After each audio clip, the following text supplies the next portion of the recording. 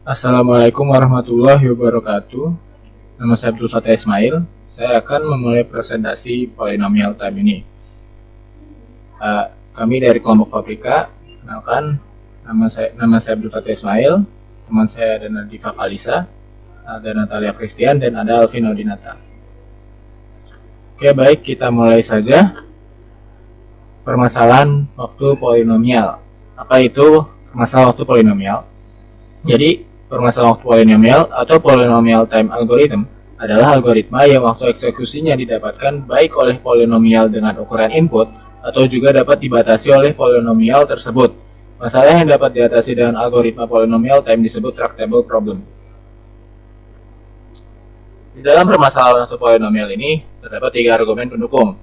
Pertama, walaupun kita dapat secara wajar menganggap sebuah masalah dengan waktu theta n pangkat 100 tidak dapat dipecahkan, namun, dalam kenyataannya, dalam praktek real time, masalah polinomial time yang ditemukan biasanya memerlukan waktu lebih sedikit dibanding yang dikira.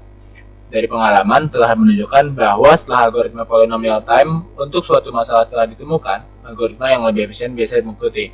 Maksudnya dari ini adalah, memang kalau kita secara singkat melihat permasalahan dengan waktu theta n pangkat 100 itu nggak mungkin dipecahin. Namun kalau kita lihat dari polanya dan kita pecahkan satu-satu, kita dapat lebih dengan waktu yang lebih sedikit bisa memecahkannya. Yang kedua itu adalah untuk banyak model komputasi, sebuah masalah yang dapat dipecahkan pada polynomial time di satu model dapat dipecahkan pada polynomial time di model lain. Ketiga, kelas dari masalah polinomial time yang dapat dipecahkan memiliki properti penutupan yang bagus, di mana polinomial ditutup dengan penambahan, perkalian, dan komposisi. Selanjutnya ada abstract problems. Untuk memahami sebuah polynomial time, problem yang pertama kali dilakukan adalah mendefinisikan sebuah abstract problem sebagai key yang berrelasi pada set I dari problem instance dan set dari permasalahan S untuk solusinya. Misalkan dalam sebuah instance untuk shortest path yang terdiri dari sebuah graph dan 2 vertices yang mana dapat memberikan lebih dari satu solusi.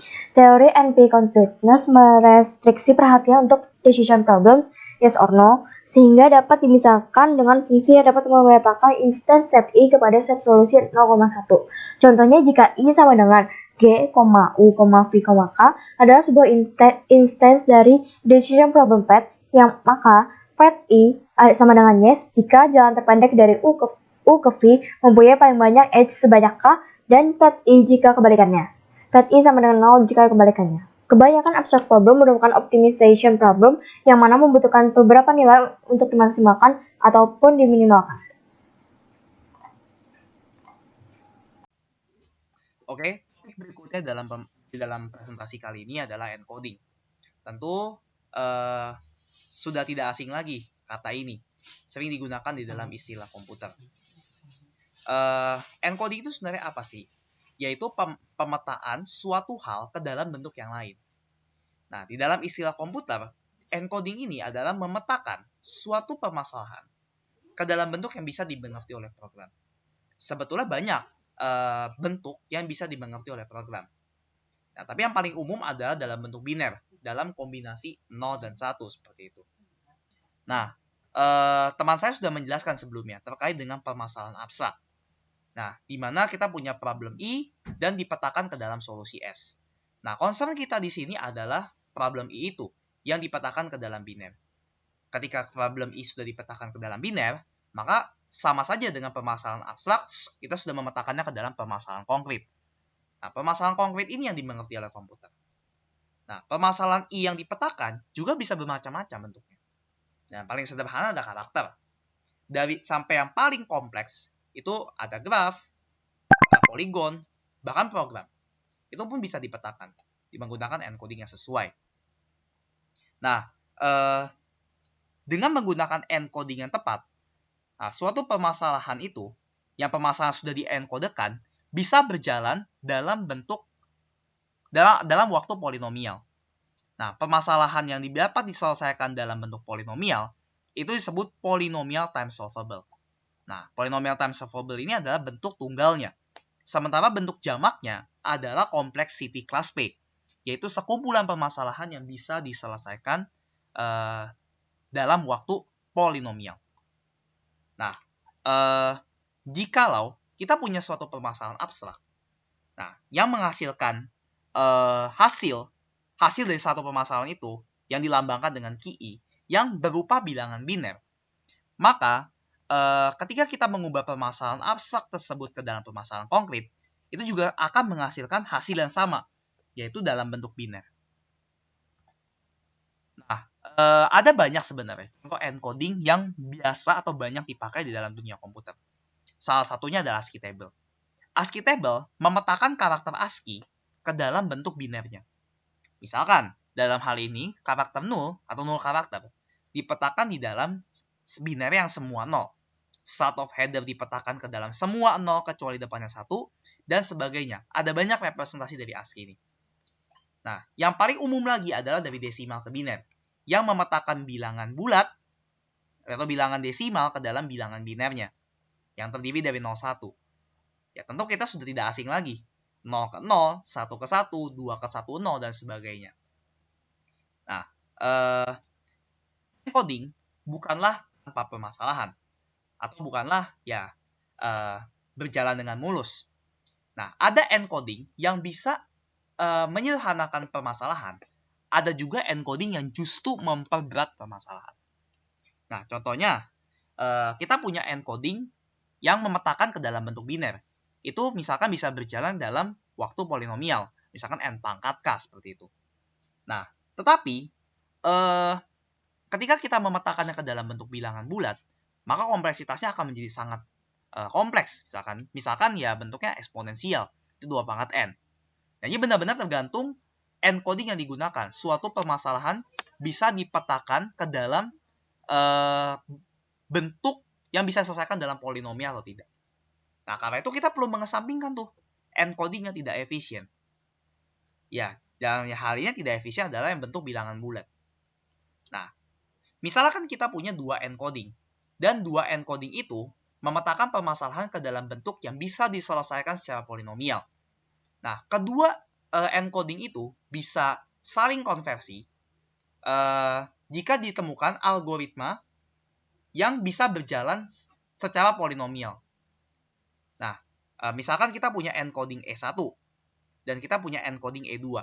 Misalkan aja nih, E1-nya adalah representasi ke dalam basis 2 atau biner, dan E2-nya adalah representasi dalam basis 6, yang sama-sama dapat berjalan secara polinomial.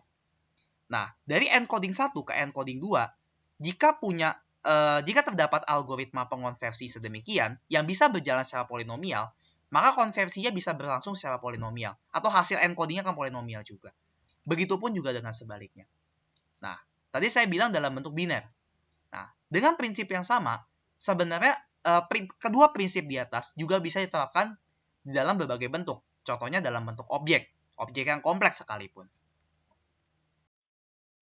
Baik, berikutnya kita akan menjelaskan tentang Formal Language Framework. Jadi, untuk bahasa yang kita gunakan dalam decision problems, itu kita menggunakan Formal Language Framework pada polynomial time ini. Jadi, contohnya untuk formal language ini secara general, dia itu digunakan sebagai bahasa yang dibuat dengan anggota yang ditentukan dalam mengikuti rules yang sudah ada agar bisa dianggap accepted atau diterima oleh language dan oleh algoritma tersebut. Tapi untuk secara spesifik dalam materi ini, untuk formal language itu disebut sebagai language jika language itu memiliki semua anggota dari anggota string atau simbol yang ditentukan oleh anggotanya.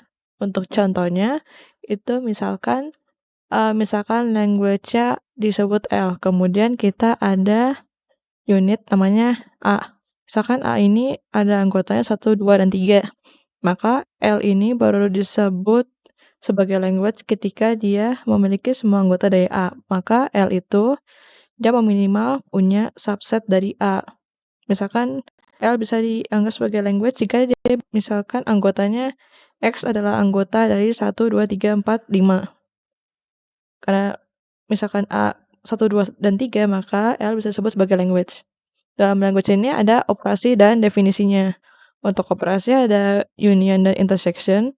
Untuk union itu simbol adalah U seperti biasa, dan intersection itu adalah U yang terbalik sebagai irisan.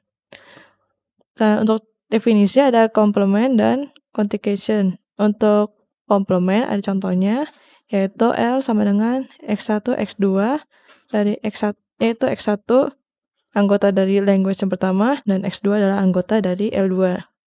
Ini disebut juga sebagai clinic star atau language L adalah sebuah language. Untuk language tersebut didefinisi sebagai language star, yaitu union dari L dan juga union L pangkat 2, union L pangkat 3, di mana L pangkat K adalah sebuah language yang diambil dari consecuting L untuk L-nya itu sendiri sebanyak K kali. Kemudian berikutnya adalah bagaimana caranya language ini diterima dari algoritma ini. Misalkan untuk algoritma A. Misalkan algoritma A ini dia akan menerima dari string X, yaitu dari subset nanti kita pakai untuk language, jika algoritma A diberi input string yang outputnya adalah A dalam kurung X 1 sama dengan 1. Jadi dia tidak akan bisa menerima string X ini kalau misalkan hasil dari A dalam kurung X ini adalah 0. Harus 1. Kalau misalkan 1, dia baru bisa menerima string X. Kemudian algoritma A akan baru bisa menerima dari language L jika language tersebut memiliki isi dari string tersebut. Jika language ini memiliki isi dari string tersebut, maka dia bisa disebut sebagai language. Tapi kalau misalkan dia punya dari language tersebut, maka kita lanjut ke poin ketiga. Language L bisa diterima di polynomial time jika algoritma itu kan A. Nah, untuk A itu sendiri yang dipakai polynomial time yang akan mengatur language L nantinya. Jadi ini ada sebuah kelanjutan dari mana dari string X dan juga language L diterima oleh algoritma A agar algoritma A dapat berjalan dengan baik. Kemudian untuk complexity-nya ada 2, yaitu complexity class, yang itu dianggap sebagai sebuah set language yang dipakai. Kemudian yang kedua adalah complexity measure, yaitu adalah anggota dari language yang dipakai nantinya berpengaruh dengan running time dari string X pada language L yang nanti dipakai dalam algoritma A atau algoritma yang akan dipakai nantinya. Dengan begini sudah berakhir presentasi dari kelompok kita. Terima kasih.